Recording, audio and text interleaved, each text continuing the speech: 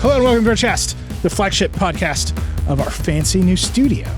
Look at this, guys. It's sick. It's so fancy. I wish I was there to see it in person. Does it smell nice? You know, many times this studio smells like weed when I walk into it. When Alex and I have sat down to record the show, many times we've commented that it smells like weed in here. Yeah. We don't know if that's from our colleagues at Vox.com. We don't know if that is from Liam. We don't know if that is from the other people who podcast in here. But today it does not smell like weed. It smells fresh and new. It's good. If you're listening to the show, it's going to be the same show. It's just the space that we recorded has been dramatically upgraded. David was gone for 2 weeks, and our amazing studio team took the time to rebuild the thing while we were kind of out and about and traveling and recording remotely. And it's just real fancy in here. It does look awesome. And truly, even if you're just listening, like, you won't see it, but like the vibes will be better. It's very moody. You know what I mean? It's like the Nilay is like a happier, more optimistic person now that we're in this studio. I mean, I got a giant TV behind me. That's the largest frame TV they make, ladies and gentlemen.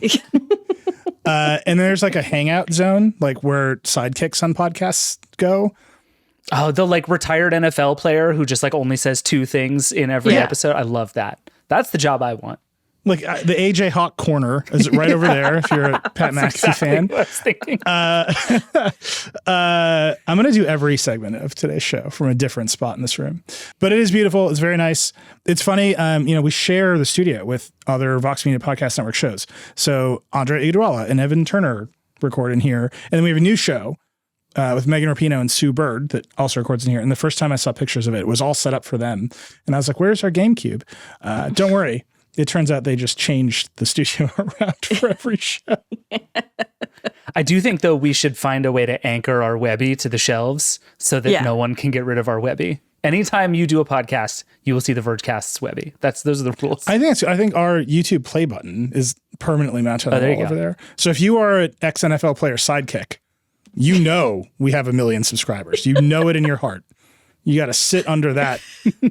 That's the mark, everybody. Forever. Anyway, I'm your friend Nilay. Welcome. David Pierce is back from vacation. Welcome, David. Hi. I picked the worst 2 weeks of all time to be gone, but I'm very happy to be back. Yeah, nothing happened while you were on vacation. No, including not the like culmination of a trial that I covered for months and cared deeply about and seems very important to the end of the internet. Like, super chill.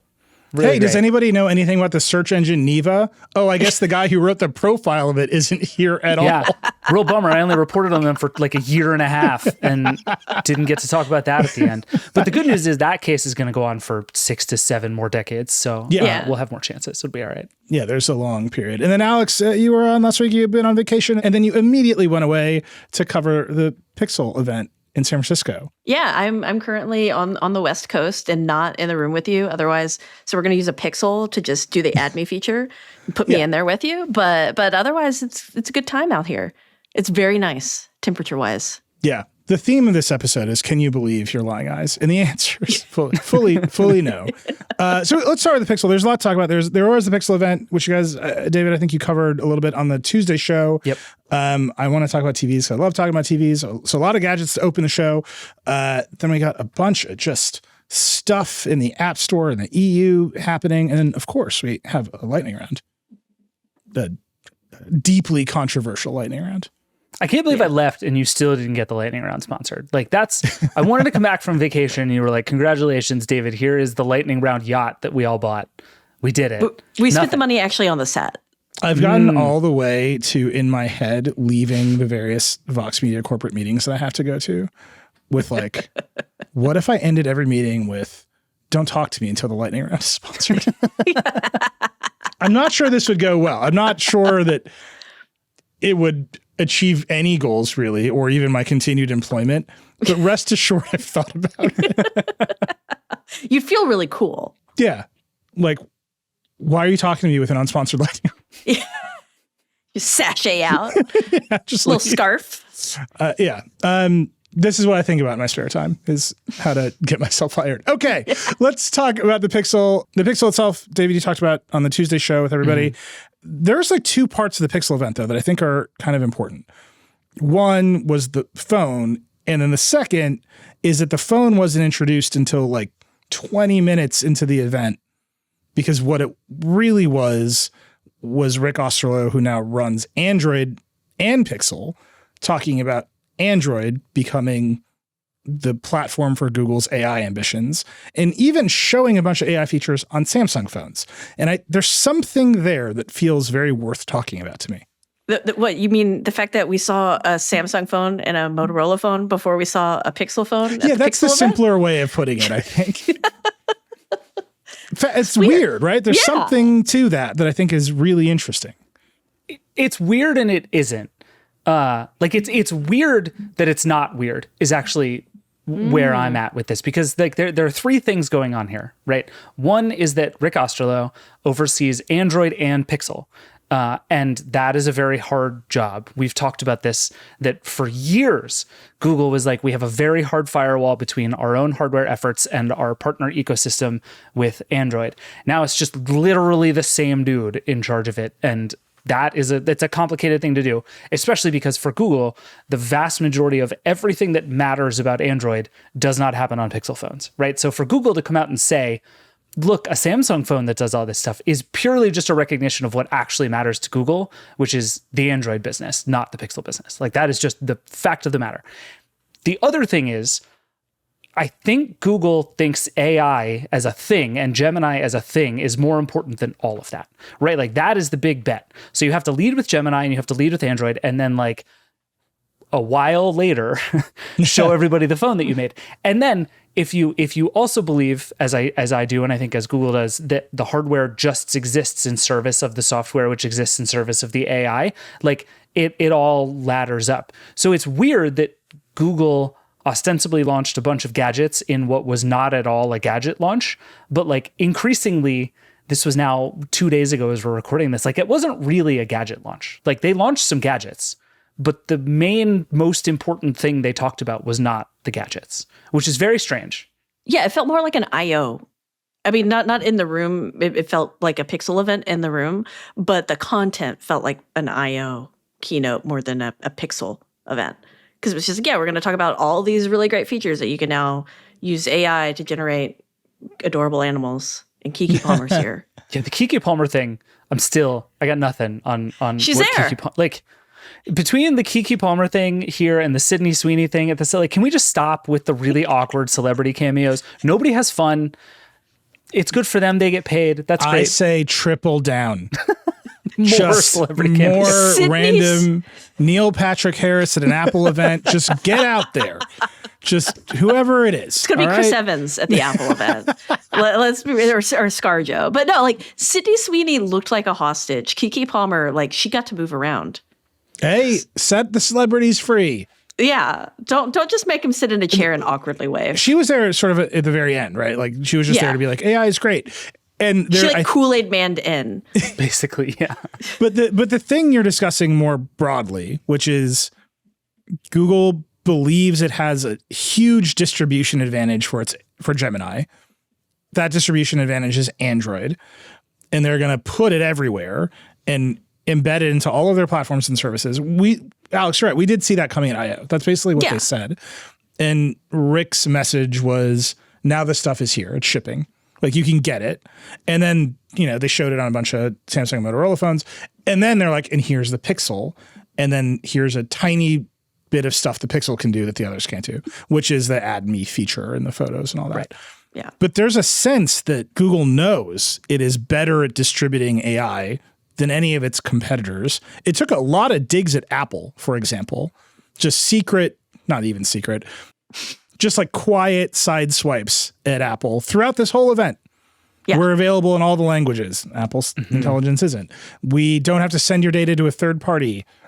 Apple's going to send some of your stuff to OpenAI. Like, down the line, Google was just reinforcing that it is building the AI.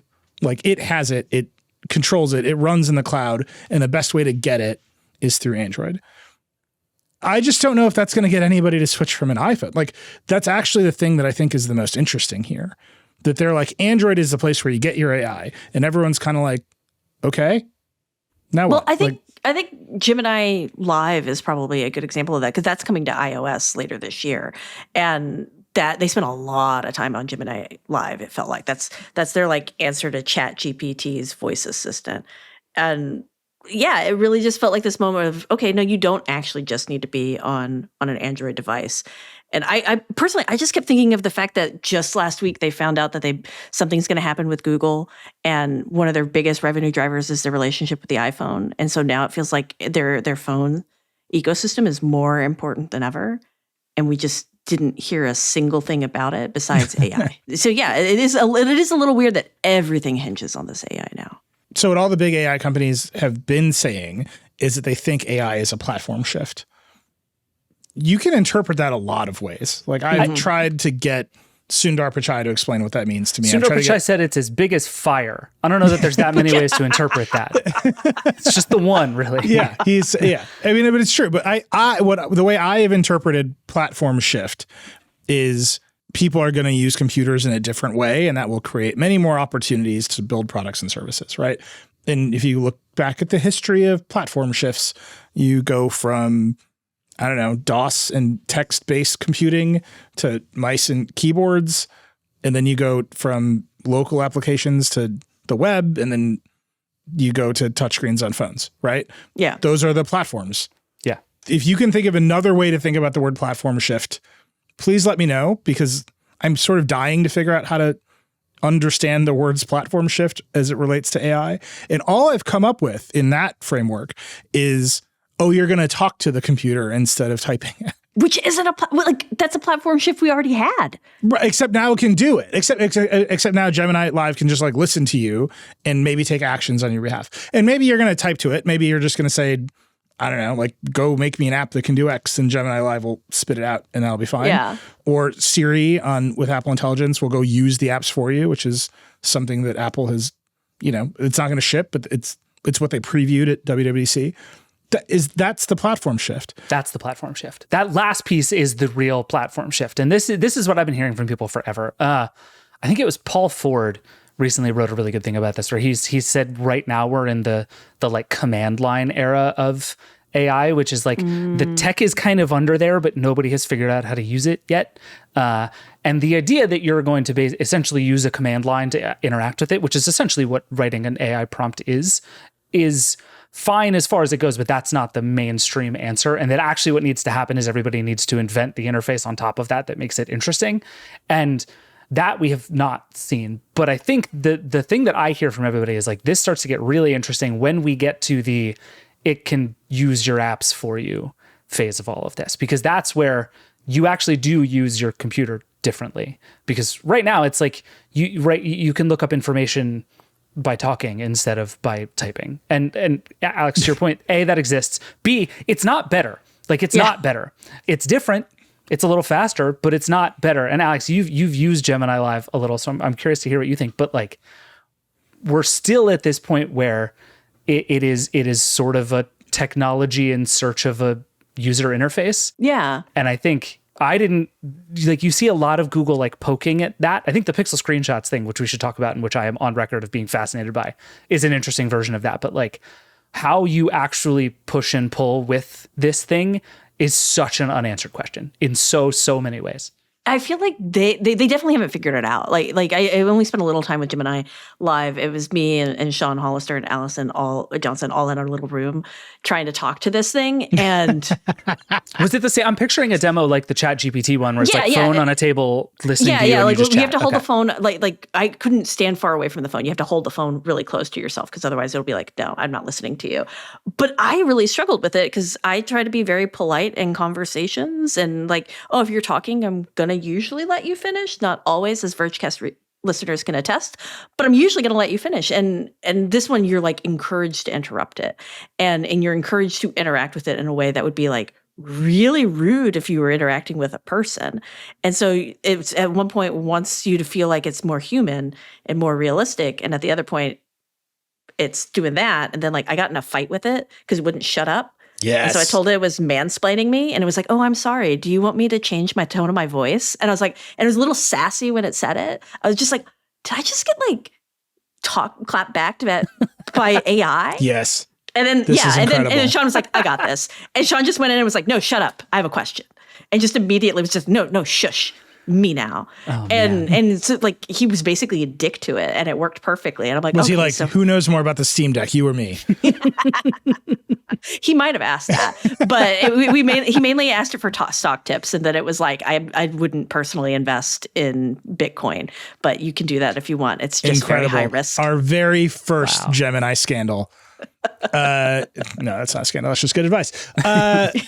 Here's my question. So you use it, you talk to it, it has some personality. This is the thing. Like, this is how Google is talking about beating OpenAI, right? Right. OpenAI is going to put out its voice version. It's going to sound like Scarlett Johansson or not. It's going to have personality. It takes a breath in the middle of counting numbers as fast as it can. We've all seen that video. It's like they're competing on personality, not content. Right. Because some stuff it did really, really well for me. Like I asked it to fix something. It took me a while to fix on my car, and it did it in 30 seconds. It was just great. And then other stuff it really struggled with, and it struggled to understand the questions. And if like somebody compared it to being a kind of a friend, and I wouldn't have friends like this thing, because it just talks. It doesn't listen to you. It doesn't respond to you in the way that a friend might. And it's at the same time, it's a computer. So you're just in this weird space where you're like, am I having to be nice to my computer? And I don't necessarily want that. I want it to just be my computer. What you want, I think that the thesis of The Verge as a whole, as a publication, is, do I have to be nice to my computer? Yeah. No. And we've been struggling to figure out that answer for quite some time. But I do think, in a way, those companies pushing that stuff are kind of telling on themselves about the actual state of the technology, right? Because what has been true for 60 years is that if you give a computer any kind of personality, people will fall in love with it and try to have sex with it and tell it their deepest, darkest secrets. Like, it's just true. Like we did a video about this a while ago that was very fun, and it's like in the 70s. This guy made a thing that basically all it did was say your commands back to you as a question. And so you'd be like, my father was mean to me. And it would be like, your father was mean to you. And people were like, oh my God, it understands This is me. Eliza, right? And yes, that was Eliza. Yeah. And that's actually a really powerful thing. And I think one other thing I missed while I was on vacation was all the friend drama. Mm-hmm. I wrote the story about this guy who launched an AI friend, and everybody went nuts on the internet because there was drama about who owned it. It was a whole thing. I'm very happy I missed all of that drama. But one of the things that Avi, the CEO, said to me was, he was like, the reason I'm doing this is because it's the only thing AI is any good at right now. And I think that's right. That there is vast gaps between where we are right now with this technology and like true utility in people's lives. But it's pretty easy to make one of these like fun as hell to talk to, because it's not that hard to make them fun as hell to talk to. So what they're able to compete on right now is making them fun as hell to talk to, because that will make people use them more, even if they can't do very much, and the things that they do, they don't do very well. And so if you're just using this as like a rote, straightforward robotic task machine, you're going to notice it's bad and you're going to hate it. Yeah. But if you make it fun and cool and friendly and exciting, it doesn't have to do that much, right? And I think that's a fine road to go down, but it is so not the same thing as like making it more useful to people. So let me put that into the framework of the question I was asking. Alex, when you were using Gemini Live, did any of it feel like the platform shift? Because that is the big question, right? If you're Microsoft and you're pouring billions of dollars into this because you missed mobile, right, and this is your chance to reclaim the primary user interface of computers. If you're Google and you're basically communicating that you're going to bet the company on this, is there evidence that is real? Because I don't know. I honestly don't know. I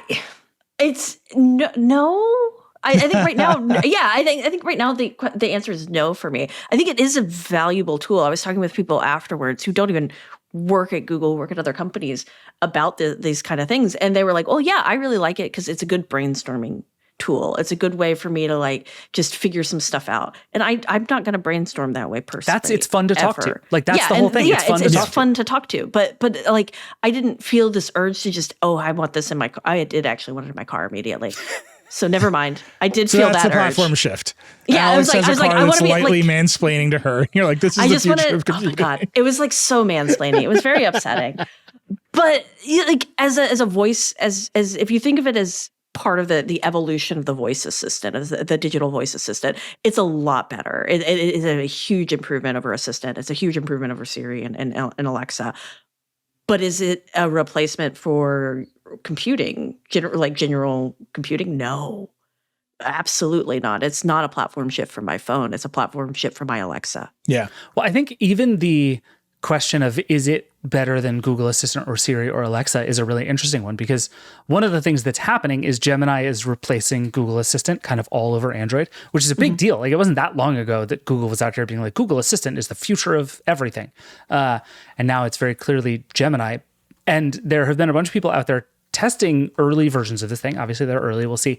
And it just can't do some of the very basic things you would expect. That's what, right. And so it's like, okay, you have this thing that is more fun to talk to, understands you better, does the sort of basic interface tasks way better, like orders of magnitude better than the stuff that we had before, but it can't do the things.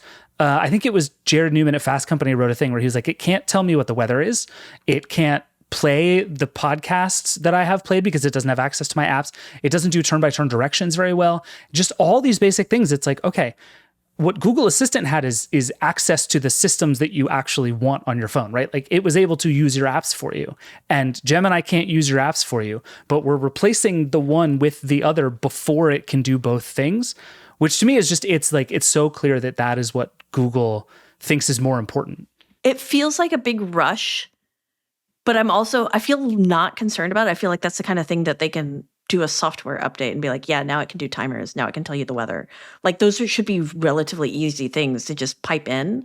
And I think they just haven't, because they've been moving that quickly to churn this out and compete with Apple. Like, to the point of this whole event happened a month before what we assume is going to be the iPhone launch. And traditionally it's held in October. And that was I think everybody in the industry was just like, oh, that's just to get ahead of Apple Intelligence. And so it definitely feels like they're rushing it, but at the same time, there's a level of polish there, but it's not perfect, right? Like there's with Siri and Assistant and stuff like that, you ask it a question and it'll pop up something contextually on the screen for you so you can see it. There's a visual component, and there's zero visual component here. And I think that, if anything, was the most annoying element of it, because you ask it for questions, you just expect to see some sort of result in front of you, and instead you just see this little glowy screen, and it's like, okay, cool. Like, that'd be cool in my Meta glasses. That's just not cool on my phone. That's a waste of my phone. Even when I use the ChatGPT voice mode, which I think I've said this several times, I have mapped the action button on my iPhone. Halfway through it talking, I'm like, I just need to read this. Like, yeah. I'm tired of this. Like, I can just read much faster than you can machine talk to me, robot. We're going to get another run at this when the phones come out. We're obviously going to get a chance to use it more. I want to talk for 1 second to wrap up the Android Pixel AI conversation and just talk about the photo stuff for half a second.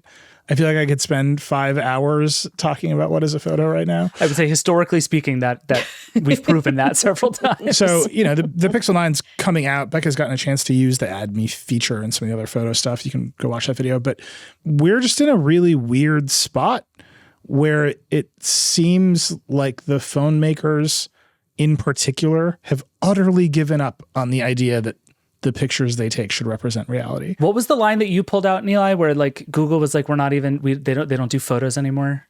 Yeah. So Julian at Wired did the piece on the Pixel camera this year, sat down with a bunch of Google folks, talked about the camera and the new features and why it's better.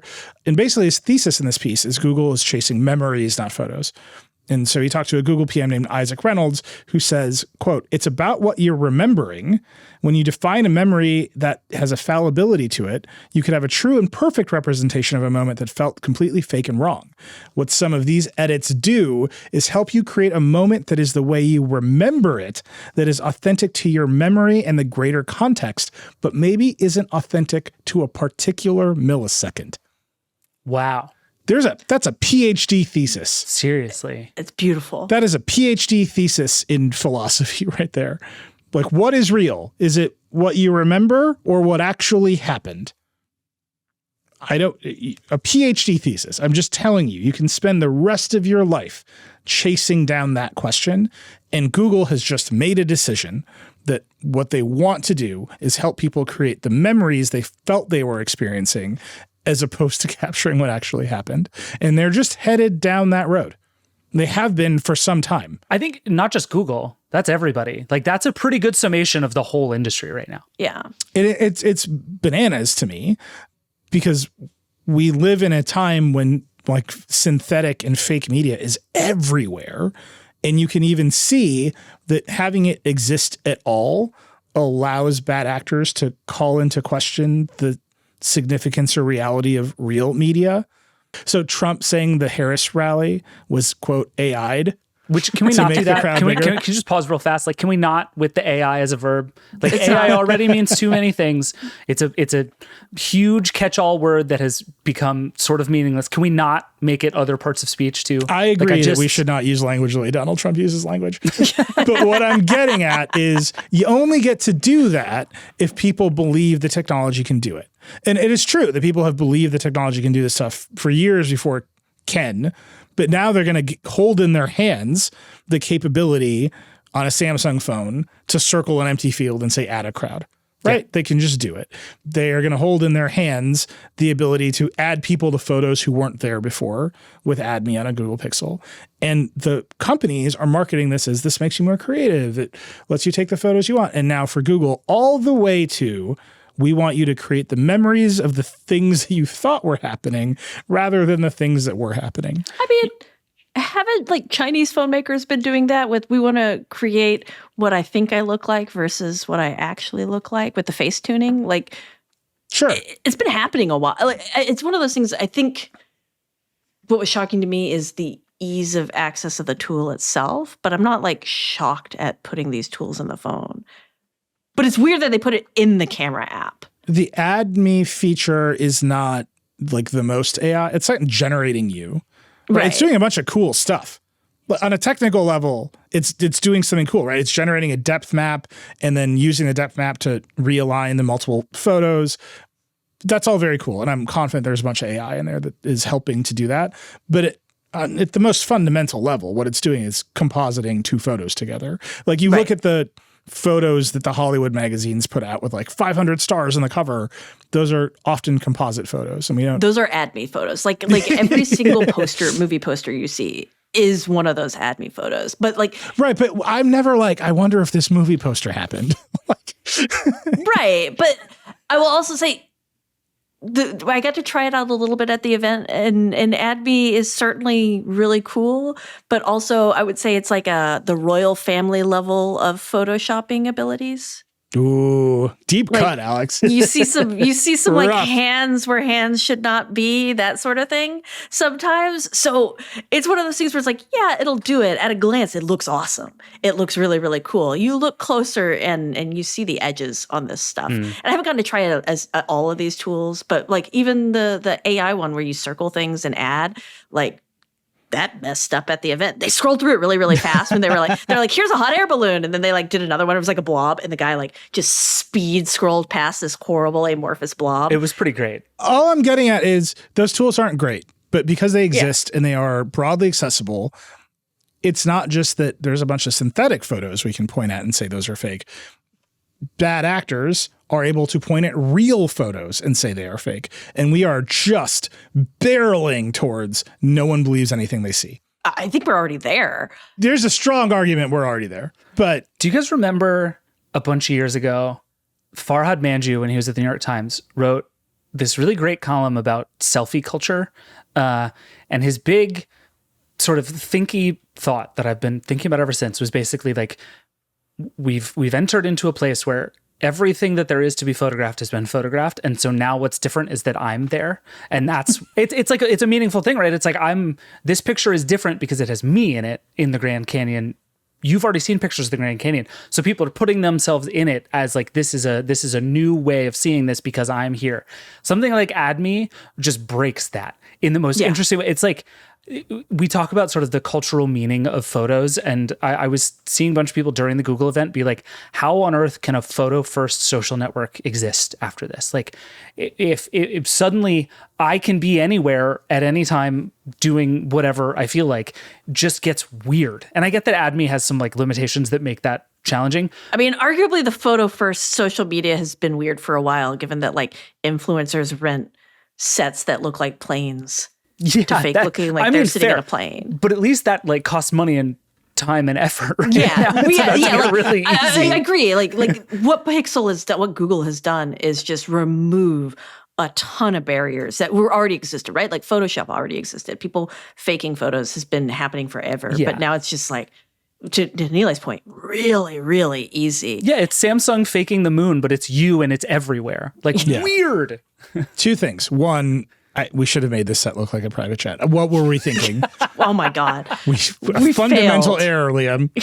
This should look like a PJ. Lying down in the PJ. I'm so mad that this room doesn't look like the inside of a private jet.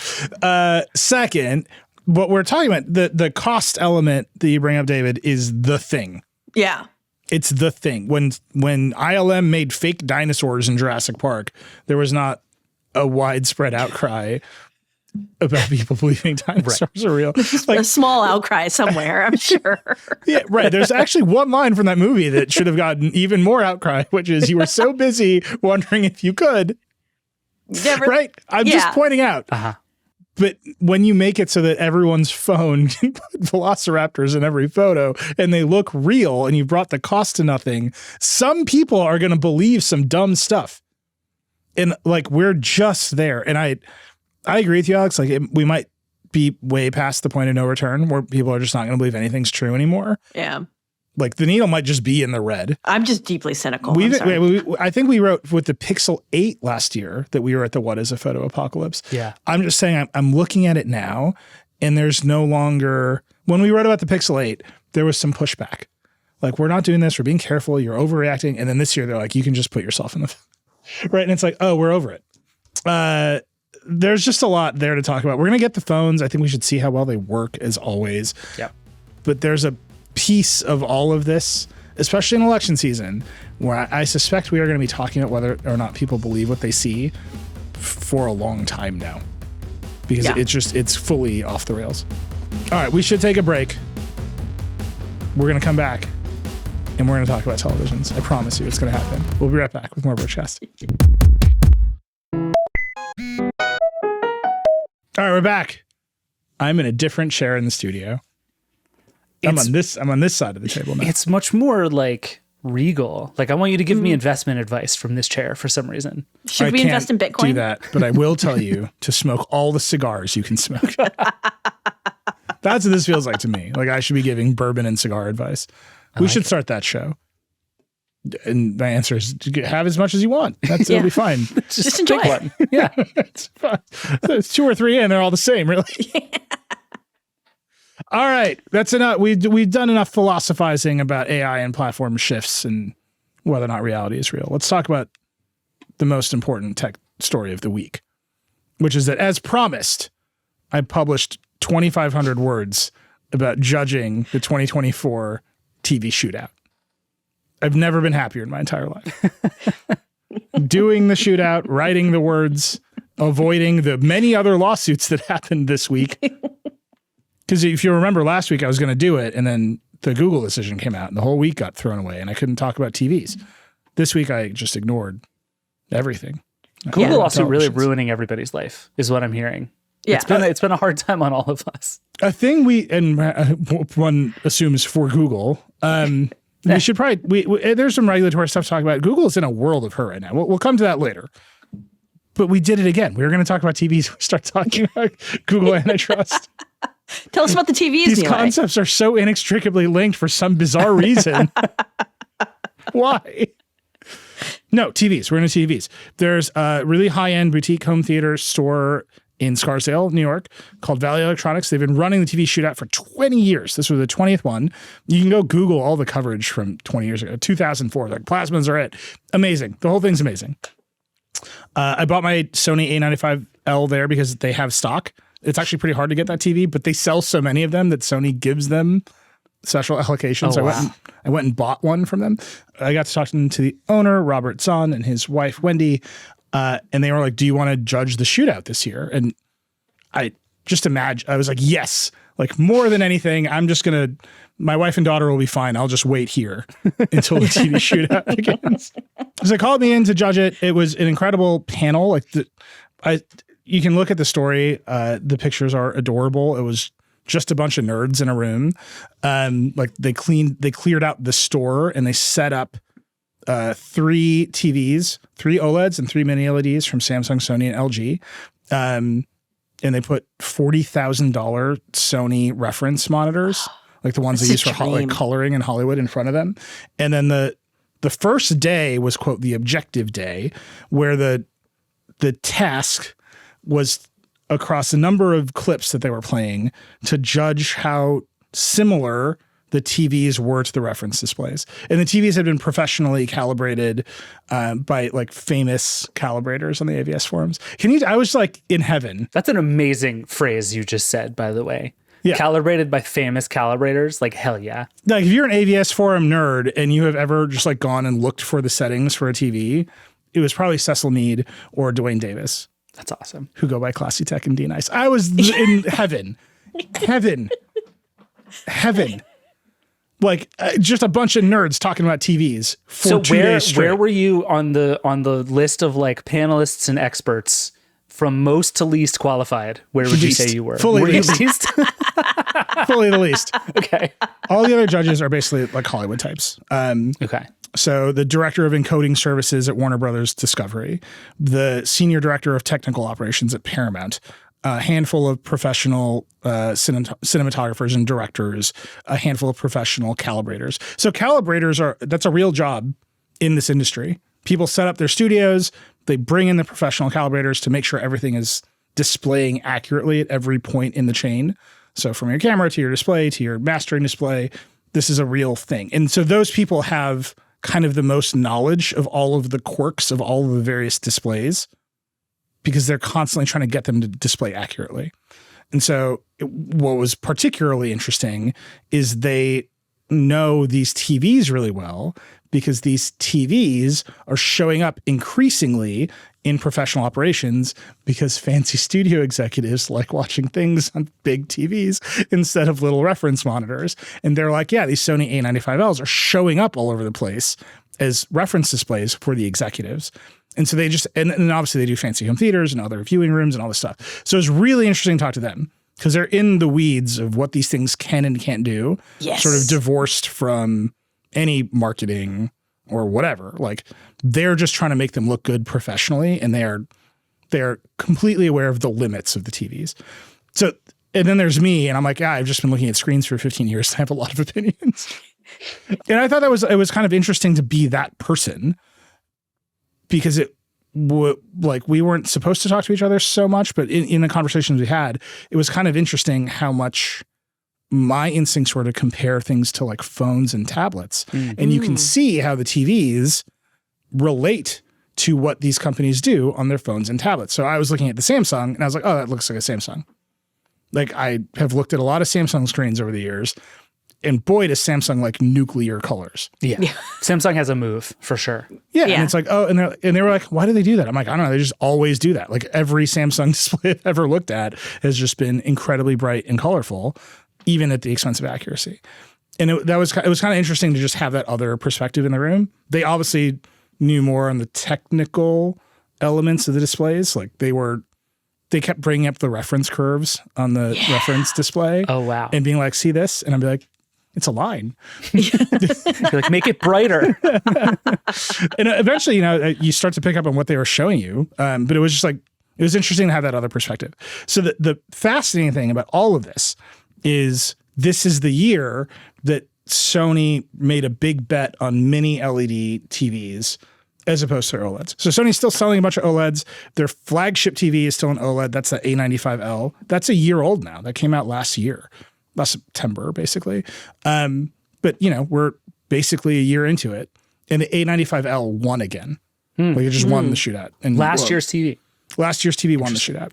That's a quantum dot OLED. So it has a wider color gamut. We think it's a Samsung panel. It pretty much is a Samsung panel. And then this year's Samsung OLED, we think is the next generation quantum dot OLED.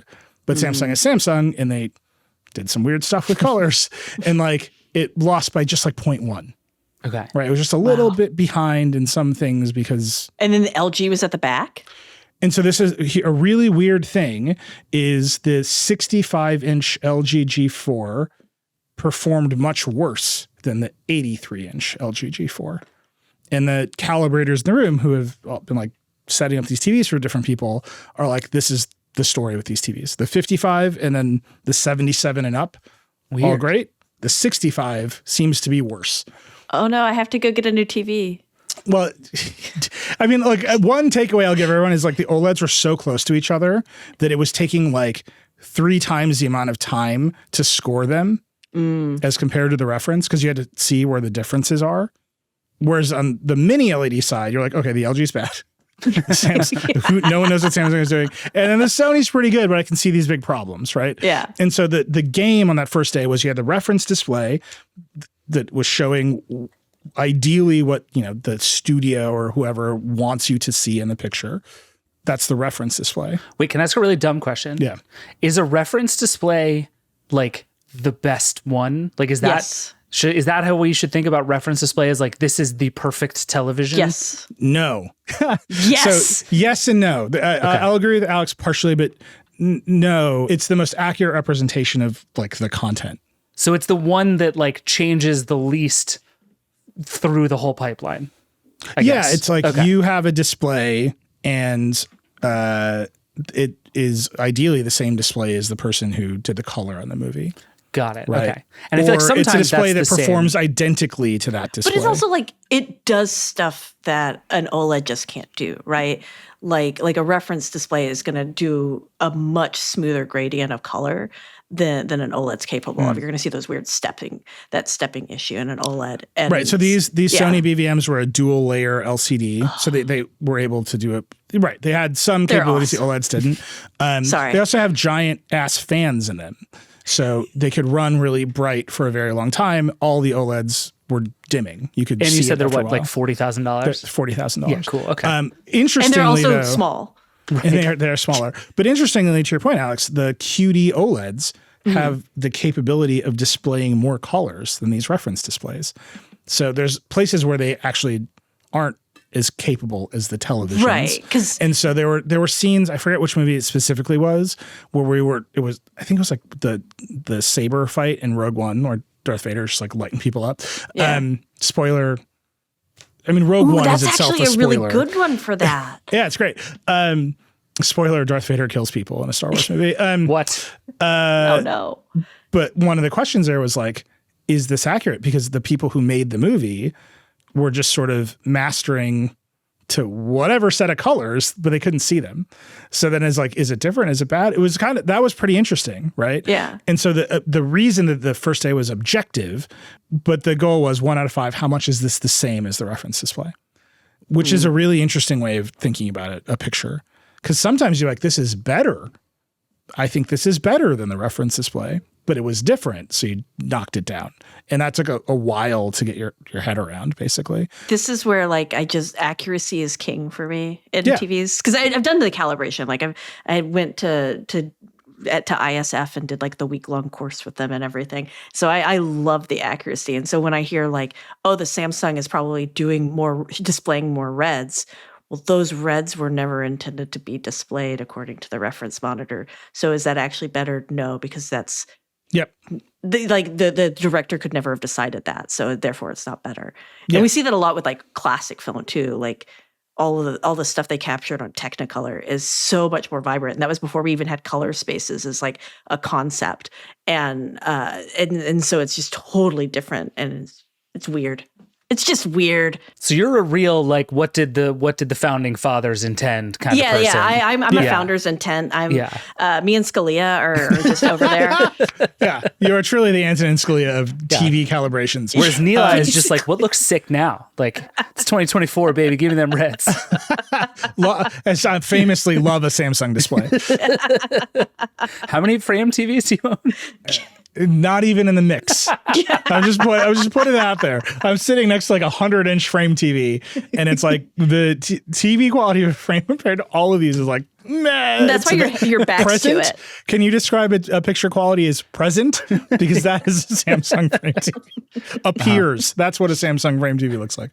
Well, fascinating on the mini OLEDs. So the OLEDs are all really close, Alex. Like, some color stuff aside, and this, like, you know, the fact that the QD OLEDs have a wider color gamut is like kind of interesting. But like outside of that context, it would be almost impossible to tell them apart. Yeah. And honestly, it was like the way you could tell was it was taking so long for people to score them. Because the difference between a 4 and a 5 was like, am I seeing any? It's like, what is it? It was only the LG that was like, it just was really muddy in dark scenes. It just like didn't have the detail in dark scenes that the other ones did. Weird. On the mini LED side, everyone was like, all right, that one's bad, this one's good. Except for the Sony, because Sony is putting so much emphasis on mini LED this year. Like the Bravia 9, which apart from the A95 is like the flagship, it's the one they're pushing, all mini LEDs. They get hella bright because they're just LCD TVs with an LED backlight. And you're like, oh, this tech has a long way to go and it could get there, but it's nowhere close. Like they look kind of washed out. The colors are a little shifted. The detail isn't quite there. They're still a little blooming. So if you think about how a mini LED backlight works, it's just another screen of pixels behind the screen that light up. Like it's a lower res screen behind the screen that lights up to produce light. And it has to match what's on the screen in real time so that you get true black. So they're off when there's something black and they're lit when there's something on the screen. So if there's any latency, you see blooming, right? Or if the zone is too big because it's not 1-to-1, you see blooming. And so you can see, and the algorithms are like trying to manage all of this as fast as they can with as little latency as possible. The Samsung was like all over the place. Like sometimes like this just looks like a regular like local dimming TV. The Sony was much better, but still had the problems. And then all of them, because they're LCDs, their viewing angles aren't as good as the OLEDs. And they're huge. Right? These 65-inch, 83-inch TVs we're looking at. So if you were too close to them, even just moving an inch or two to the left or right, shifted all the color and brightness. And you're like, oh, we're just not close. Like Sony's trying the hardest here, but we're not close. I don't understand why we would go backwards on viewing angle. Because they're cheaper. Because you can get 83-inch TV for much cheaper, and it's very bright and it's very impressive. And outside of that room full of the most incredible display nerds I've ever met in my entire life, and I want all of them to come home with me tomorrow, outside of that room, I think it would be very hard to tell these TVs apart. But it was like just that experience of paying such close attention to one quality of these products with other people who are doing that same task. It was like very refreshing to me. We weren't judging whether or not Tizen is any good compared to WebOS. We weren't judging how many HDMI 2.1 ports the Sony TV has. Not enough, right? Like none of that stuff. Game mode, all that. We were like, can this picture be calibrated to match a reference monitor and which one comes closer? And that there's just a part of that, having reviewed so many products over the years and had to think about so many things. It's like, oh, this is actually a really interesting way of thinking about these products specifically. Was there consistent agreement among the, 8 panelists? That's a lot of people to all point at this same, like, it's both objective and subjective in a certain way. Like, did everybody tend to agree on everything? We were all so excited to be there that when we started judging, we were all chattering, and then we were like told to stop. Okay. So our score, I don't know what everybody else scored. You know, like a worry for me is, like the consumer reviewer in the group, was that I had no idea what I was talking about. I was like, man, I hope my scores are close. And they were. In the end, you know, the average, the averages that were released and the rankings that were released were exactly as I had thought them. Okay. So I feel like I was in the mainstream, you know? I think the most one people, LG stand in the room who's like, I love blooming. That LG mini LED is not good. Like it's like a half-hearted. And to be fair, it was the cheapest TV on display. Yeah. Like by thousands of dollars. So they put all their efforts into OLEDs anyway. Like they just farted that out. Yeah. It's like, let's hedge our bet a little bit. Like maybe this is the thing. But yeah, they have the micro lens array, which increases the brightness on their OLEDs. Like I said, the 3 OLEDs were so close to each other, you can tell that it's a mature technology, right? It's just hit a point of refinement where you have to care a lot about extremely like arcane picture details. And Alex, I think you and I vibe on this. Like, yeah. I care a lot about arcane picture details. The mini LEDs is like all over. My notes on the color for the Sony Bravia 9 was just the single sentence, colors all over the map. Like just all over the place. Like who knows what's going on here? So that was like the first day. The second day was much more subjective. They took down the 65s. They put up the biggest available sizes for all the TVs. So that was 77 for the Sony, 83 for the LG, 85 for the mini LEDs. And Robert's on the owner was like, I've never had more people ask for a head-to-head comparison of two TVs than people ask for the LG G4 at 83 versus the Sony mini LED at 85. Because they're very price competitive, and one is obviously bigger, right? It's TVs. People love big, cheap screens. So he's like, this is what everyone wants to see. So those two are right next to each other, and the LG just wiped the floor. Wow. Like, so much better. Just incredibly better. And the fact that the LG 83 was so much better than 65, that's what everyone talked about. But we weren't doing the intense reference comparison on today. They took them, they set them up out of the box. They turned on filmmaker mode to turn off all the bullshit. And they turned off energy saver because energy saver brings the brightness down. Yeah, energy saver is the number one thing you should turn off on your display. I mean, destroy the environment, but just go turn. If you have it on right now, go turn it off. Right. It just significantly reduces the brightness of your panel. So they turn off energy saver and they put them in filmmaker mode, or I think Sony calls it professional mode, just turns off all the stuff, and they let them run out of the box. And that's where like Samsung was the most Samsung. Like, here, colors, do you like them?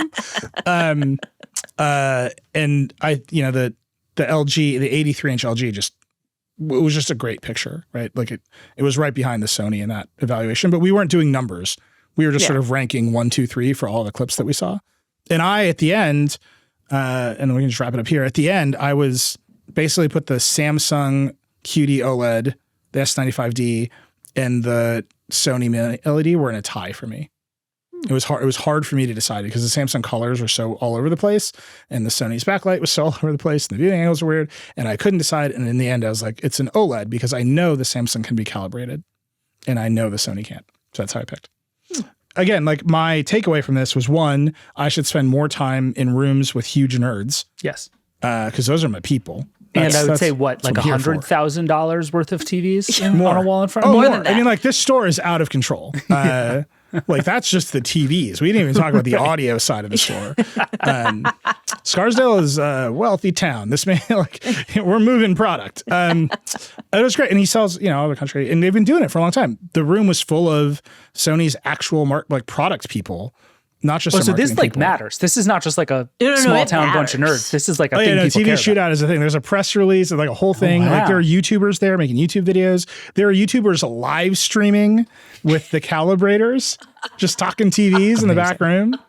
I already assigned Nilay 10,000 words on the calibrators, so that's coming. That's actually a great name for a show. The Calibrators. That is pretty good. I would watch or listen. And the picture, over the course of every episode, the picture just gets slightly better.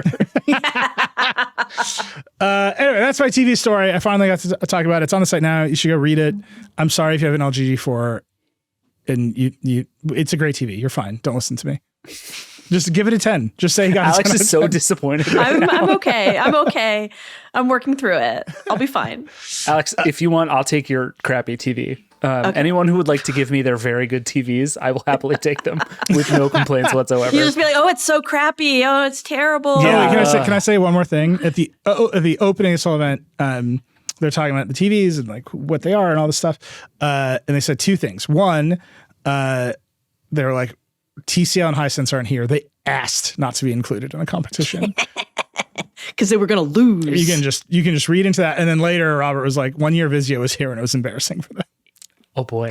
So you read into that whatever you want. Vizio rough. It's a real rough. Like, I will not be running for president in 2024 kinds of vibes. Yeah. Okay. Okay, that was it. That was my TV adventure. Thank you for joining me on this journey. This is why I started The Verge, so I could sit in a room full of TVs. Do you think they'll invite you back next year? Did you do a good enough job? I hope so. I hope. Can we come with you? Just we'll be quiet. We'll just stand there. Alex and I will live stream it next year. I asked Chris Welch if he wanted to come with me next year, and he goes, "I don't want to get into that level of smoke." I respect that. Yeah, it was great. All right, we should talk about just a handful of I don't know, regulatory things. What do you want to call them? But the main one that I really want to spend just a minute on is Apple, and it just can't give itself a break when it comes to the App Store and fees. Like it's in trouble all over the world, right? It has an antitrust lawsuit in this country, in the EU. Various charming European bureaucrats wake up every morning thinking about ways to troll Tim Cook on Twitter. Like this company's under a lot of pressure, and then it won't just do things that make its life easier. I don't know how to describe this, but I'm going to tell you this story, and you, if people out there can figure out why Apple did this, let us know. So Patreon exists, right? You can be a fan of someone, you can pay them some money to do whatever people on Patreon do, knit clothes, make video games, whatever it is, Patreon. They've been in a gray zone with the App Store for years because you can pay people money in Patreon and they haven't been charging the fee, right? They haven't been giving Apple the 30%. And I actually had Patreon CEO Jack Conte on Decoder a while ago. And I said, have you ever talked to Apple about this? Like, are you an exception? And he was like, no, please stop talking about it. Right? Like they know they're in this gray area. Okay. And there have been other companies that want to do Patreon-like things, like this little company Fan House, right? And they did a whole pressure campaign to say, why are you charging our creators 30%? Like this is unfair. You're providing no value to them. Right. And because the idea is if you sign up for a creator subscription inside of the app, Apple will treat that as an in-app purchase and take its 30%, right? Yeah. Okay. So they see signing up for whatever my favorite podcast on Patreon at the same as signing up for Spotify through the app. Sure. And if you want to be very pedantic, that is probably the correct interpretation. Except that for years it wasn't. Like, right. That feels important to keep saying. Particularly for Patreon, they have been in this gray area for years. You are a Patreon creator, you sign up for Patreon, you agree your Patreon is going to take 8% and you're going to take the rest of the money. It's fine. That's a fine deal. Apple's like, well, we want 30% before Patreon takes 8%.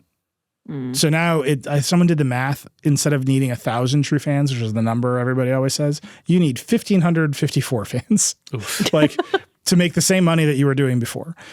That's weird. And it is weird because Apple doesn't need this fight right now because it's under all of this pressure for whether or not these fees are fair, whether the App Store is fair, whether Apple has too much power in the market overall, antitrust lawsuit in this country. Wait, I figured out why they did it. Yeah. So whoever sent the email and was like, okay, we're gonna start charging the 30% of Patreon is actually was placed there by someone else to just make Apple give up. This like is to like just give United evidence States of like Department of Justice sleeper agent. Yeah. Somebody like they're just a spy or something and they were sent because it doesn't. Why would you do that? Why would Tonight, you just on the calibrators? Yeah, the calibrators went in. They parachuted in, and they were like, "Okay, we're gonna do this so that we give even more ammunition for when we go after Apple for all the things we're going after Apple for around the 30%." Yeah, maybe. It just seems like there are ways to make your life easier, and there are ways to make your life harder. Pissing off a bunch of independent creators to whom you are providing no value, right? You can make the argument that Apple provides a lot of value to its developers, right? They make the APIs, they ship the platform, they run some of the services, they make Xcode. Sure, it's very debatable, like truly debatable. Yeah. But you can make the argument, and a lot of people have. If you are a Patreon creator, no value is coming your way from Apple. Your value actually comes from Patreon, and you're already paying them money. Right. So like why Apple's showing up and be like, we want 30%, that it's just like too much. And I suspect a lot of these Patreon creators are going to tell their audiences about it. And now Apple is right in a fight with creatives that they sort of keep walking into. Like their Crush ad that they had to apologize for. Yep. Like why they just keep making their life harder with these creatives. And I just don't know for what money. Like how, like if you took 30% of all of Patreon's revenue and you gave it to Tim Cook, he'd be like, get out of my face. Yeah. Like this is nothing. Yeah. Like this isn't even gas for the jet. It probably isn't. The only thing I can think is that Apple is desperately trying to get to a place where it can say with a straight face that it enforces all of its rules equally. Because one of the things that has happened to Apple over and over is that it keeps saying, these are the rules, and we're very clear about them and we apply them to everybody. And then every 15 minutes, we hear about a sweetheart deal that somebody has from Apple, right? And there are, the rules exist except for all of the exceptions to the rules. And I think if you're Apple, one thing to do would be to say, okay, we're going to need to be able to stand up to regulators and say, look, these are the rules. They exist for everybody. Everybody follows them equally. I don't think that's a good strategy. I don't think it's going to work. But I think if you're Apple, it is at least one way to be able to say with a straight face, look, these are the rules. We're clear about them. You don't have to play by them anymore because you can go to Alt Store or whatever. But these are the rules. I think doing this way, and particularly in these very like haphazard ways that Apple seems to be doing this, is deeply bizarre. Yes. But I think if you're Apple, I cannot think of another reason to pick this particular fight with Patreon right now other than that. Well, so just to be clear on some of the timing, they told Patreon this was going to happen a while ago, and now it's just happening. But there's no reason that it should be happening. So that's like, it's not that they woke up yesterday and were like, Patreon's going to pay us. They said, here's a big notice period, and now it's happening. And now Patreon is communicating about it. Right. So a more delayed timeline, but still, even if you want to make the argument, we have perfect enforcement of these rules, and there are no exceptions, you're still walking into, and we've pissed everyone off along the way. I'll give you another example. Apple is going to allow Spotify to show pricing in its app in the EU. Just the thing that is happening is that Spotify is going to put numbers in its app. You still can't buy Spotify in the app. I really encourage everyone, if you're not driving, to we'll put this link in the show notes, but open it up and look at the side-by-side screenshots, because it is this like big dramatic regulatory moment in this long-term fight between Apple and Spotify. It's a big deal. And then you look at the side-by-side screenshots and they are identical, except that one of them says $17.99 per month, $14.99 per month, and the other doesn't. That's it. And this took like, one of the more powerful government entities in world history to like force one of the richest companies in world history to let another company show numbers. And you're like, what is the point of this fight? Who gives one solitary shit about this? Like, you can't possibly care. This cannot matter to your bottom line so much. And it can't be such a good argument that your rules are so evenly enforced that you're willing to die on this hill over displaying literally $17.99 in the Spotify app. But not even letting people buy stuff, just showing the price that you can get on the web versus in the app. The only part of that I would take issue with is it can't possibly matter so much to your bottom line. I mean, like Apple just reported earnings. It super does matter to Apple's bottom line. And especially if you're Apple looking at a world in which Google is no longer legally allowed to give you $20 billion every year, like this stuff matters an awful lot to Apple. And suddenly the rent that you get to extract from everyone in the App Store goes from a like small but meaningful part of your business to like a giant and meaningful part of your business. Yeah. Do you think that's part of it too? Is just their services, because they've been bundling that $20 billion into the services reporting, right? Yeah, it's the lion's share of both the services revenue and Apple's profits. And they've been really big on, this is our services is doing great, and now it's going to be like, no, it doesn't. Well, the Google remedy is years away. Okay. So reacting to the Google case, like clamping down on Patreon, that would be hysterical. A little short-sighted. Again, yes. I don't think it's gas for the jet. Like it is not a huge amount of money, but I think their general attitude towards all of these regulators and all these courts saying, yep, these platforms need to open up, has basically been to put a middle finger in the air instead of figuring out how to innovate. Right. And like icky. I'm just saying they could make their lives easier, not harder. And they are consistently choosing harder. Yes. And it is bizarre to me. There's a little more regulatory stuff to talk about because this comes right next to the judge in the epic Google antitrust case saying he will tear the barriers down on the Play Store because he ruled that the Play Store was a monopoly. And he's like, we're opening up the Play Store in the United States. Obviously, the court in the Google search case found that there was a monopoly. And then Google's ad tech case kicks off in early September. And that probably is not going to go poor. Like, of all of the cases where we're going to see a bunch of emails of Google executives saying shady things about money, the ad tech case is the one. Oh, yeah. Right? It's like, that's the one. It's so boring and so consequential. Right. So you just see, like, Google is under all of this pressure, and the judges in these cases and the regulators in the EU are like, we're going to tear this company apart. And Apple's sitting there with the big open antitrust case to come. an obviously empowered Justice Department because they just won their big Google trial and they got the next one coming. And then a bunch of EU regulators who are doing it. And it's like, why are you signaling to all of these people that your response to this is putting your finger in the air? Like, it's not going to work because they're winning right now against Google in a real way. And maybe Google is more cuddly than Apple. Maybe people like Apple better than Google. However those optics feel, they're on the hunt and they're winning. And so like I don't know, there's just something weird about this. I was like, it's bad optics to go take a cut of 30% from a whole bunch of creators who don't make a lot of, most of them aren't making a ton of money, right? Like, that's bad optics. It's just such an unforced error. It feels like them just stepping in rakes constantly. They're just Sideshow Bob. If you know what the strategy here is, please let us know, because I'm dying to know. Or if you even want to concoct a strategy, we're not being successful at it. But there's a thing happening like broadly in the world of tech right now where the regulators are winning and the platforms are being pried open and distribution is getting a little crazier. And it's like kind of interesting for us, right? Like it means more interesting things are happening. Like Alt Store is just a thing that's happening in the EU. Emulators are happening all over the iPhone right now because of EU regulation. The emulators are cool. Like they're downstream of some boring lawyer stuff, but now you can run DOS on your iPhone. Right. Well, and it's worth pointing out how big a shift all of that is from even, let's say, 12 months ago.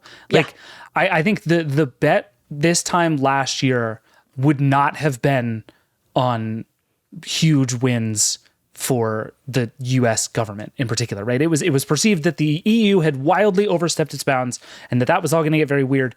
But like Lina Khan was having a really bad time picking fights with tech companies and it wasn't going well and it didn't go well. And over, this sense was like, what is happening here? The tech companies are going to keep winning. Apple was kind of winning against Epic. Google lost, but in kind of a like not necessarily quite as terrifying way.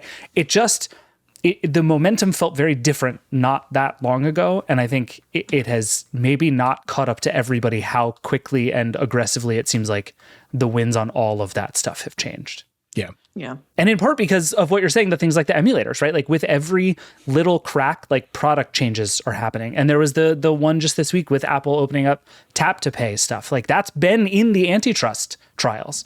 That is one of the things that Apple has kept really aggressive control over. Like we talked a lot about digital wallets on the show when this came out because like, and that's the kind of stuff that is making big changes just because of the threat of regulatory action, right? Like all this stuff is going to take a decade to play out, but it doesn't matter because as soon as it starts playing out, it all changes. Yeah. Yeah. And I just think we're on the cusp of, and we've talked about this a million times on the show. It just feels like everything's about to change. Like the internet's about to change, our social networks about to change, search is about to change. And then this stuff is going to break these companies open. I am hopeful we see a round of interesting, new, innovative companies and products and ideas. I'm also a little worried that like mostly we're going to get lawsuits and I'm going to try to talk about mini LED TVs every week and instead have to read PDFs. Even on this own show, we have now sandwiched the television discussion inside of antitrust conversations. I don't know why this keeps happening to me, but my solemn promise to all of you is that anytime we talk about antitrust, I will bring up OLED televisions. I actually believe that. Yeah. All right, we got to take a break. We're going to come back with the lightning round, and I'll be in a third chair.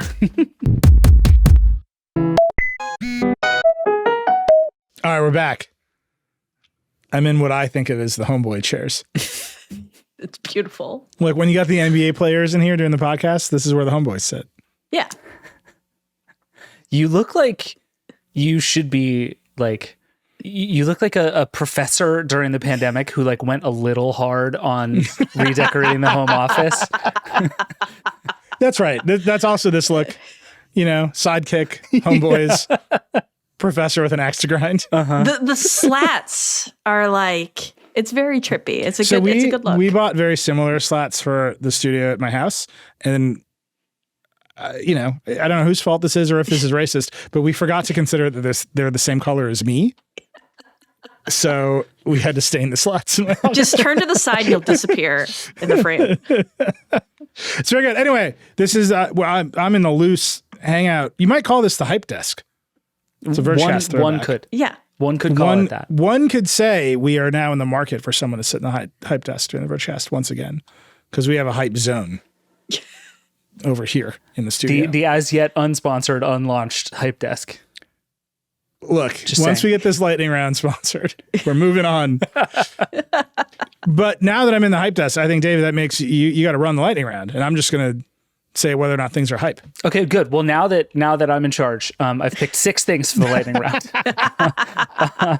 Classic lightning round. No, Cranz, let's start with you. You have a fun gadgety one, so you go first. Oh yeah, I got a fun gadgety one.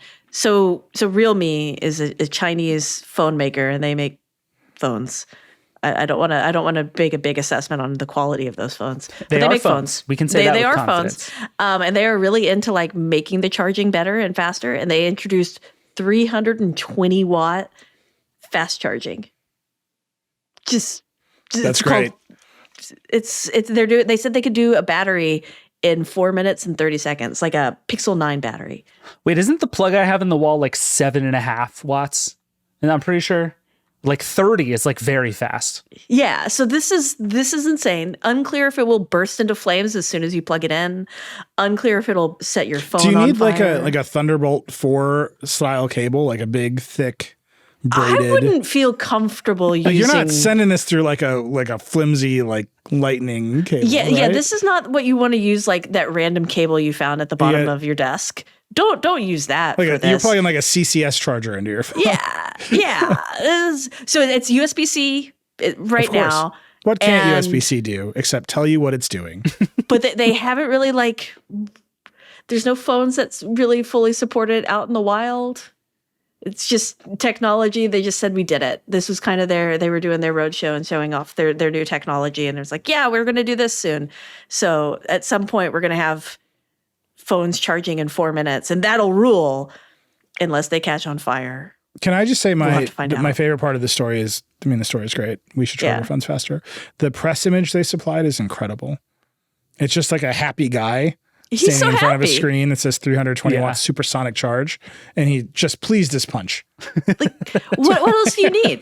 That's all you need. Like, that's how I feel when I read 320 watts. Yeah. I'm like, okay, yeah. Same feeling. Like, I wish I was giving this presentation right now. Like, I truly can we get the words 320 watt supersonic charge in this TV, please? They also smile at it. They call the charger the pocket cannon, which is unbelievable. Yeah. That's great. Tremendous. Everything about it's wonderful. But we'll have to see if it actually does it, not just in a demo when they're showing off the tech. I have for years thought that the thing that all these companies say, that it's like, the battery is trash, but it charges pretty fast. You can get from 0 to 50% in 35 minutes. I've always kind of thought that was nothing. Like, who cares?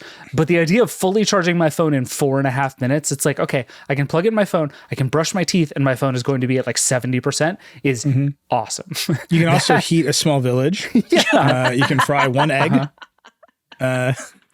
It's going to be great. You can. I do like the idea of both turning my oven on and charging my phone at the same time. No, I think you'll blow a circuit breaker if you do that. No, it's like a hot plate and a phone charger all in one little gizmo on my table. This is great. The street lights for miles around dim when David plugs in his phone. I'm excited. I'm just looking at this photo of this guy smiling at the words 320 watt supersonic charge, and I think more of the tech industry should be like this. Yeah. That's what I have for you. I will take a pocket cannon. I feel like I probably Gemini Live, just a guy to say smiling. that on a podcast, but yeah, here we are. All right, I have 2. The first one, I actually should have brought this up at the top where we were talking about all the AI image processing stuff. But Halide, a very good camera app for iPhones and iPads, launched a thing this week called Process Zero that is basically just a setting inside of their app that instead of running every photo you take through either I think they offer Apple's standard image processing, the Pro Raw processing, and then a thing they call Reduced, which is just kind of a light version of Apple's processing, runs it through no processing. So you get what is supposed to be as close to like a film camera experience as possible. You just get the light it collects, the end. Super cool feature, got a lot of people very excited. This idea that like we can actually choose to go another way. It's going to make some of your photos meaningfully worse. It's going to change them in certain ways. But I think that idea of like, not only do I get to pick like where I am in the photo, which is weird, but like I have actual real control over what is happening to my photo every time I capture it is very cool. Also, just the idea that a camera on your phone can have that kind of access is very cool, and not a thing I really understood until I started writing about this thing, that like it's just collecting sensor data. And if you give apps like Halide access to that sensor data, there's all kinds of interesting stuff they're going to be able to do with it. And I just think that's very cool, and a sort of rich vein that, at least to my knowledge, nobody has really explored. And I think that's really cool. If you don't know a lot about photography, don't use that feature. All your photos are going to look like trash. Disagree. This is how you learn a lot about photography. Go use the true. feature. I'm assuming of like the 70-year-old who listens to the Vergecast and is like, you know what? This sounds cool. I want to put this on my phone. That person, what are you doing with your time? It's Get my out mom. there. I see. Got it. Understood. So just Alex's mom.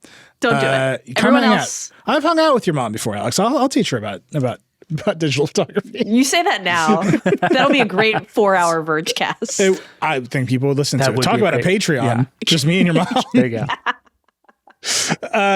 But what's really interesting here is pocket point and shoot digital cameras are making a tiny blip of a comeback, particularly with younger folks, because they see how bad the processing on their phones has gotten, and they don't want to be always connected. Like my nieces and nephews are all carrying around power shot elves. And I'm like, I made a lot of mistakes with those cameras. Don't do what I did.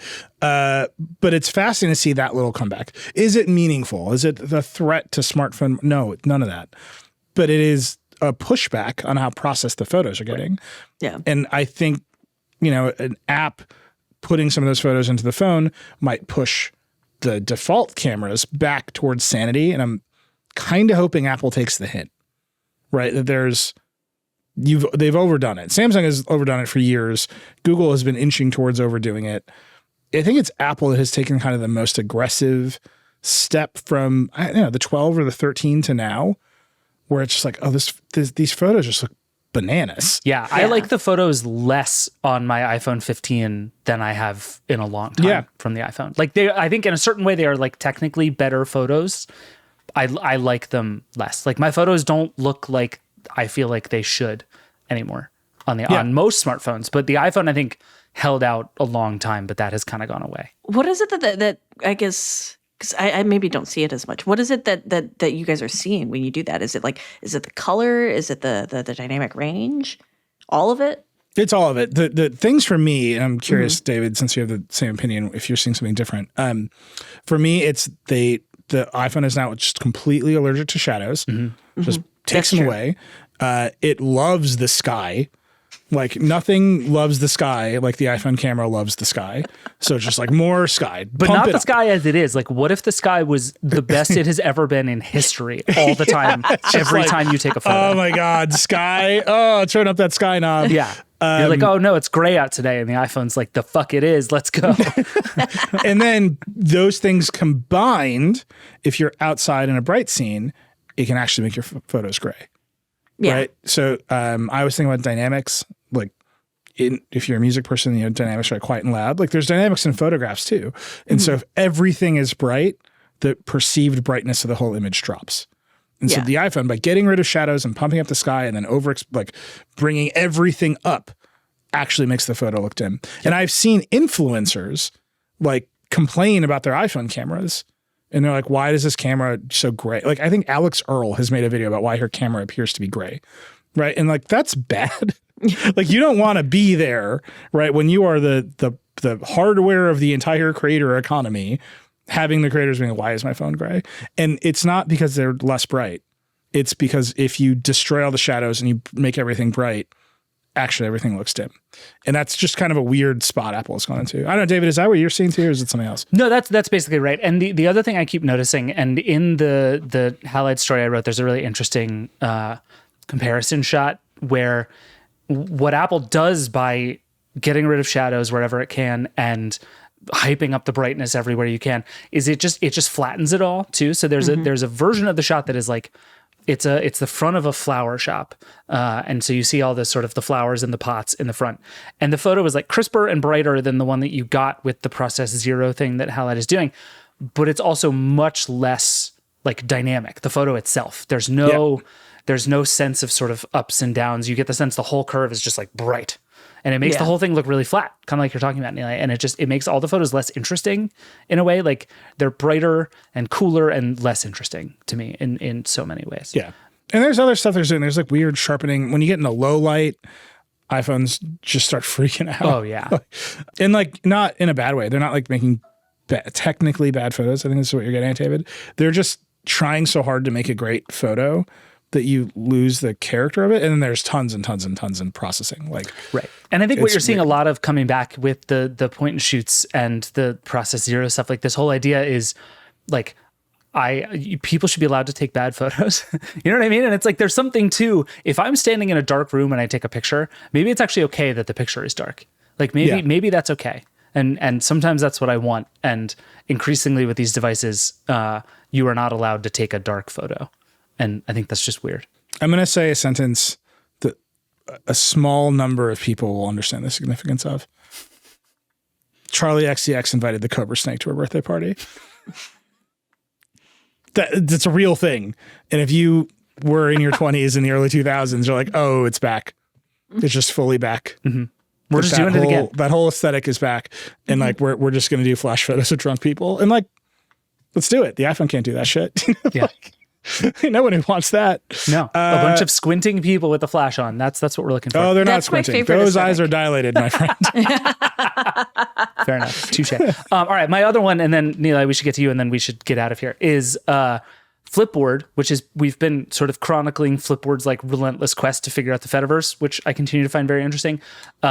Turned on a thing that I think is actually very instructive in understanding how all of this is supposed to work, which is just that now you can follow Fediverse accounts, so like people from Mastodon or PixelFed or even on Threads from inside of Flipboard, right? And it's like, if you want to understand the way the Fediverse is supposed to work, it's that where you make posts and where you read posts can be different, and that anybody can decide how those posts are supposed to look and how they're supposed to work and in what order they show up. And so like, the idea that you can do Mastodon inside of Flipboard is both like mind-bending and exactly the point. And so if you've like wanted to understand how the Fediverse works, go to Flipboard and like mess around with a bunch of Mastodon stuff. They've put together some lists. I think one that includes you, Nilay, because you're just a tremendously huge deal in the Fediverse. But like that, I think this is the closest thing I've seen to like telling the whole story of like, here is what you get when all you have is just this mass of content that you can either build something that adds to or build something that reads from, however you want. So I think that was very cool. Yeah. That's awesome. Flipboard is way ahead of this curve, right? Yeah. They've like re-architected their app, or the way they're thinking about their app, around ActivityPub and these open protocols. And you kind of have it, you know, in the broadest sense, like the future of a browser. Yeah. But it's bi-directional. Like you take content in, you get to read it, and you can like reply to it, and it goes right back to the person who made it. And it's pretty powerful.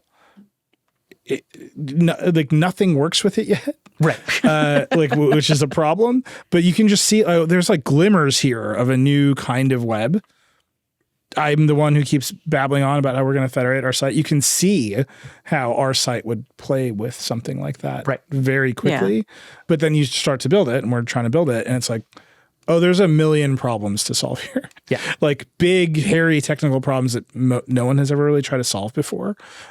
Which is why, you know, Threads is federating, and they are doing it in like drip by drip. Like they're solving one little problem at a time. They let you know that someone in the Fediverse had liked one of your posts. Sure, that was just a problem to solve. Now they let you see those posts, but you can't reply to them. Now they let you like those posts, but you can't reply to them. Obviously, replying to them is coming next. And all of that is just like, where does the data go? If you want to delete something, how do you delete it across all of these servers that have now ingested it? Maybe you can't. Yeah. Weird, right? If someone replies to me on another server with another kind of moderation policy and puts something bad in my replies on my site or in mass, like, how do I moderate that? Big questions, like huge earth-shattering questions, like that obviously have made the process slow for everyone. But you're like, oh, these are new problems. Like I'm in the market for new problems. Totally. Like we've never thought about these problems before. Fun. Like this is great. So I'm very excited to just like see everyone making slow progress here. I just have a question. Which is the bigger platform shift, Gemini Live or Flipboard? You know, I believe it's the Fediverse. In my heart of heart, I believe it's the Fediverse. I just really wanted to hear us all say Flipboard is the platform shift this week. I like Flipboard. I think they do really interesting. I don't know if Flipboard is a platform shift. I think it is part of a platform shift about how information moves around the internet. That, you know, if you are going to break something like Google through regulatory action or just Google killing stuff, like Google end of life, Google search seems like a likely outcome. It's more likely than not, you know, like given Google's history. If all that stuff is breaking down and all, you know, the photo-based networks are flooded with synthetic images no one can trust, you need to make something else. Yep. And it seems like everyone has bet on open interoperable networks this time. And I do think that is fundamentally a bigger shift that more people will feel than Gemini. Maybe in the long term, obviously, like AI will like do all the things and none of us will have to work and the robots will just bring us pina coladas. But right now, I think it's the social web. Yeah, I agree. All right, Nilay, what's yours before we get out of here? What is mine? This is what happens when you're in a sidekick chair. You're not prepared. You're just here to hype. Yo, good point. Okay, so mine is actually related to AI. So Eric Schmidt used to be the CEO of Google. He gave a talk recently. He got dinged for a lot of stuff he gave in this talk. And then he asked for the talk to be taken off of YouTube. Not a great cycle, right? You give a talk at Stanford, you're like, oh no, you're quoting my talk. Please remove it from YouTube. Yeah, wasn't there a moment in it where he's like, this is off the record, and the person he's talking to like points at the camera? Yeah. What are you doing? It's a tough look. It's brutal. So the thing he got in trouble for that he asked for the talk to be taken down was he said Google was behind an AI because the workers prioritized working from home and snacks as opposed to being competitive. From the former CEO of Google, this did not go well. Like, just what are you talking about? It's also just a bad take.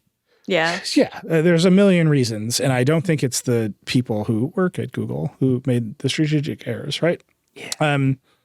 But whatever. And also Google is, you know, this is coming on the heels of like the Pixel event where Google is like doing huge muscular AI stuff. Yeah. Whatever. So he got in trouble for that. Alex Heath wrote a quick post about it. He was like, here's this thing that happened. The video got taken down. And then Alex got a transcript of the thing. And he actually watched part of the other video.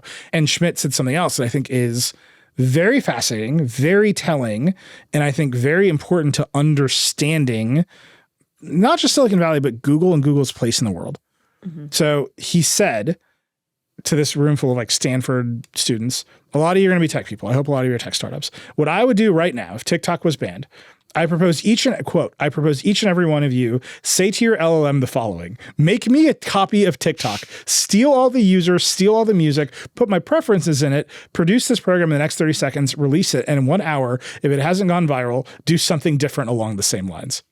What LLM? It's just, so first of all, yeah, I don't know what kind of magic LLM, like, at best, you're going to be like, do you want to bang this iPad? Like, that's what he's using the rabbit we all expected to see. Yeah, seriously. Right. So, you understand what he's saying. He's like, if TikTok is banned, just clone it.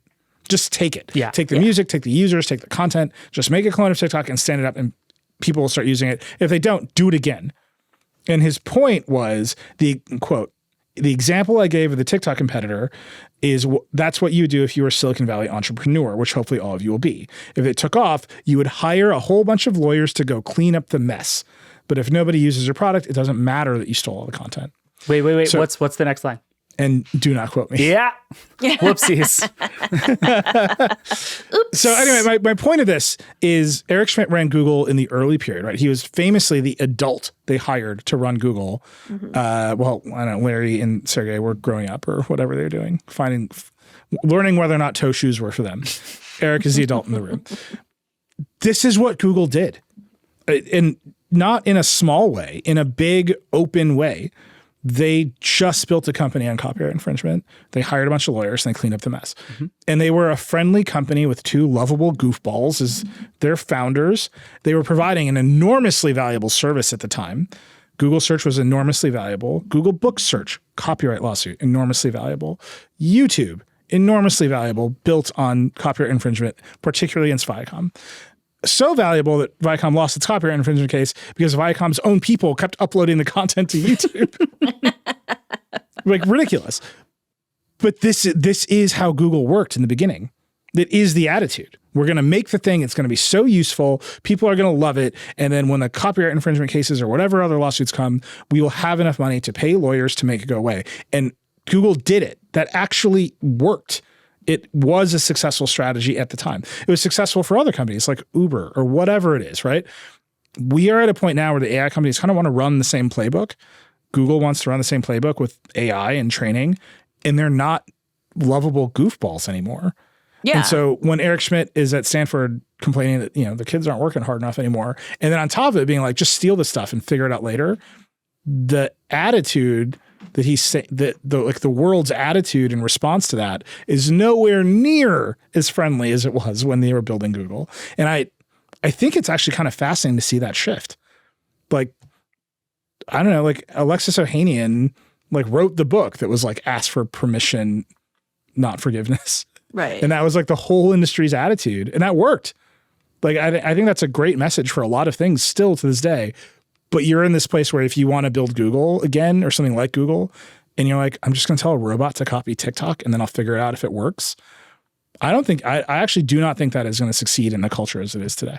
No. And I think that is one of the most misplaced things in some corners of Silicon Valley now. And it's not true everywhere, but it is true a surprising number of places. This sense that the folks in the tech industry still are the counterculture revolutionaries trying to build a better future. And it's just like a bunch of hippies in San Francisco who are just trying to make cool stuff together. Like, that is not how those people are perceived. And enough of them see themselves that way that's why they're like, oh, we're just the contrarians. And it's why you see this crazy push away from wokeism and all this stuff. And I don't want to get into the political side of it, but it comes from the same impulse that it is we are the renegades. And it's like, no, you're not, dude. You are the most establishment of the establishment. And you don't get the leeway that you once got. Well, and maybe you never should have. The thing is also, they were never the renegades. Like Silicon Valley was built on military funds and stuff, right? They were never that. It was a very conscious PR move. And they decided at some point we are too big to need to do that PR move. But actually, you can't keep running your playbook and do that, because then you just look like a Hearst or something. You just look like all of the kind of people who are always the villains in period films. That's not a great look. No. And we're seeing Apple, Apple doing the 30%. You're just seeing it over and over again. It's no, you guys forgot, you forgot the PR part of this. That actually is really important. You do have to market this. You market yourselves. And if you stop doing that, we are going to all eventually be like, hey, you're being kind of assholes. I can actually draw a straight line from what you're saying, Alex, to Rick Osterloh in an interview with Joanna Stern this week at the Wall Street Journal. She said, hey, you had to pull this ad that you ran during the Olympics of someone asking Gemini to write a letter to an athlete for his daughter. And it got pulled because everyone's like, why? Just have your kid do it. Sit down with your kid and do this. Yeah. Don't ask the robot to do it. And he was like, the market isn't ready for this. This is when we went from handwriting to email. And it's no, it's not. It just isn't. And that little attitude, you're just not ready for the thing. It worked at a different time. It really did. Yeah. It worked for the web. It worked for computer mice. It did not work, I would say, for the digital crown and the Apple Watch. But it worked for the iPod. All this stuff it worked for. This is the moment where we're just going to take this stuff and you're going to thank us later. A little warning sign, I would just say. That's my lightning round item. Yep. Watch that one, because it's the source of more conflict than you think. Agreed. Yep. All right, that's it. That's the show. We've gone way over. We've talked about antitrust too many times. Do you have any more chairs to sit in? How are the chairs? There's several more chairs. Okay, in this room. Well, we'll do more chairs next week. If you had ideas for sponsoring the Hype Zone, please let me know. My God, I'm going to get this show sponsored. I think we actually have ads right now. I don't even know how it works. That's not my side of the house at all. All right, that's the show. Thank you for listening. We got like hydrogen car special episode on Tuesday, David. Yeah. So we have deeply fun stuff coming up the next few weeks of the Vergecast. But the short version of a long story that I'm very excited for everybody to hear is Will Poor took a ride in a hydrogen car that no one was sure was going to go anywhere or keep everyone alive during the whole process. And he learned a lot about kind of the history and future of cars and everything. And it was an awesome story. And he made it out. So it's a happy ending. All right, well, that's coming up on Tuesday. Escape from hydrogen cars. Pretty much.